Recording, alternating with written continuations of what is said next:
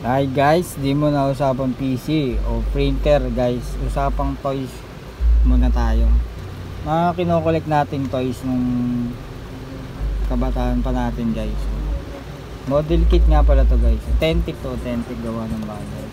Robot to, di ko kilala pero mukhang mga angas eh. Model kit to guys.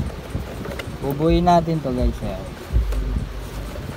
Yung mga parts nya. Medyo marami-rami din siya. Okay guys, bubuhin ko to. Pero hindi ko na isasama sa video para hindi umaba. Okay guys, let's go. Pagbalik ko, buo na tong ating model kit na robot. Okay guys.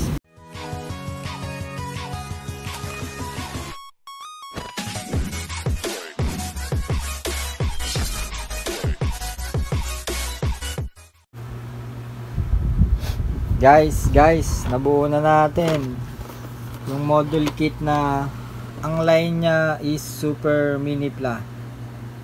Super Mini Pla. Di ko alam yung eksaktong pangalan ng robot eh. Bali, dito na lang bumase sa ano niya, Super Mini Pla. Pero sure ako may ano to eh. Itawag dito sa robot na yun. Pero yun nga guys, nabuo na natin. Pakita ko sa inyo guys yung model kit na robot natin. Ito guys, ang angas oh. Ganda talaga pag mga model kit guys oh.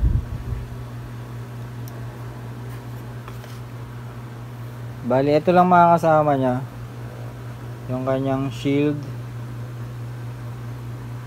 Ayan, yung kanyang shield. Tapos extra hand pag gusto mo palitan ng kamay. Dalawa yan, dalawa yung extra hand nya guys. Saka ito. Siyempre, yung sword. Yung sword talaga nagpapaangas sa lahat ng robot, guys. Ito guys, oh. Lupit nito guys, ganda. Sarap i-collect. Ayan guys. Lapit natin guys. Ganda guys, ganda. Tingnan yung kanyang quality oh. Ang sa mga model kit guys oh. Do kilala yung robot na ito eh, pero ang angas oh.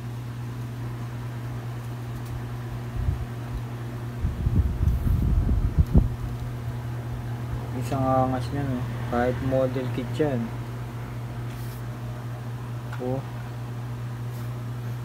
Pag magkakatabi sila ni Voltes 5 Bio Robot,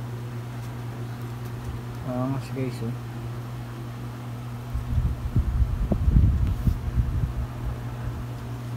Woo! Ganun sarap i-collect guys, napakasarap i-collect. Yan guys, maraming salamat. Basta may bago akong model kit, kahit hindi hindi connected sa ating PC or printer, gumagawa talaga ako ng ganito guys, kasi isa rin to sa mga negosyo natin bukod sa pag-computer shop, pag-repair. Ayan, sinasalitan ko ng ganito para hindi naman kayo maboring guys. Ayan. Okay guys, maraming salamat. Pag naayos ko yung glass cap ko guys, pagsasama-samahin ko sila. Collection ko sila sa ngayon, pero syempre alam mo naman pag nagsawa tayo, di for sale na sila. Ayun guys, maraming salamat. Antay ulit guys sa mga bubuhin natin at i-flex ng mga model kit robot. Thank you guys.